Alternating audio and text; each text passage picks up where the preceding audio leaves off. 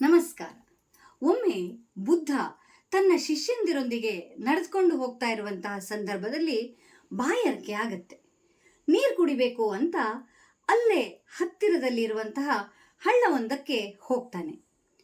ಆದರೆ ಆಗ ತಾನೇ ಎತ್ತುಗಳು ಆ ಹಳ್ಳವನ್ನ ದಾಟಿದ್ರಿಂದ ನೀರೆಲ್ಲ ಕೆಸರಾಗಿರುತ್ತೆ. ಇದನ್ನು ನೋಡಿದಂತಹ ಬುದ್ಧ ಸ್ವಲ್ಪ ಹೊತ್ತು ಶಿಷ್ಯಂದಿರೊಂದಿಗೆ ಮಾತನಾಡ್ತಾ ಅಲ್ಲೇ ಕುಳಿತುಕೊಳ್ತಾನೆ. ಕೆಲ ಸಮಯದ ಬಳಿಕ ಆ ಕೆಸರು ಅಡಿಗೆ ಹೋಗಿ ನೀರೆಲ್ಲ ತಿಳಿಯಾಗತ್ತೆ. ಆಗ ಬುದ್ಧ ತನ್ನ ಶಿಷ್ಯಂದಿರಿಗೆ ಹೇಳ್ತಾನೆ, ಕೆಸರಾದಂತಹ ನೀರು ತಿಳಿಯಾಗ್ಲಿಕ್ಕೆ ನಾವು ಏನೂ ಮಾಡಬೇಕಾಗಿಲ್ಲ, ಸ್ವಲ್ಪ ಹೊತ್ತು ಸುಮ್ಮನೆ ಕುಳಿತಿದ್ರೆ ಸಾಕು ಅಂತ. ಹೌದು, ನಮ್ಮ ಮನಸ್ಸೂ ಹಾಗೆ ಆ ಹಳ್ಳದ ನೀರಿನಂತೆ. ಕೋಪ ಗೊಂದಲ ಬಂದಾಗ ಕೆಸರಾಗಿ ಹೋಗುತ್ತೆ.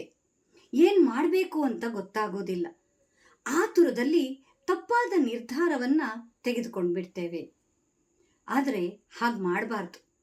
ಕೋಪ ಗೊಂದಲ ಉಂಟಾದಾಗ ಸ್ವಲ್ಪ ಹೊತ್ತು ಸುಮ್ಮನೆ ಮೌನವಾಗಿ ಕುಳಿತಿದ್ರೆ ಆಲೋಚನೆಗಳು ತಾನಾಗಿಯೇ ತಿಳಿಯಾಗಿ ಹೋಗುತ್ತೆ.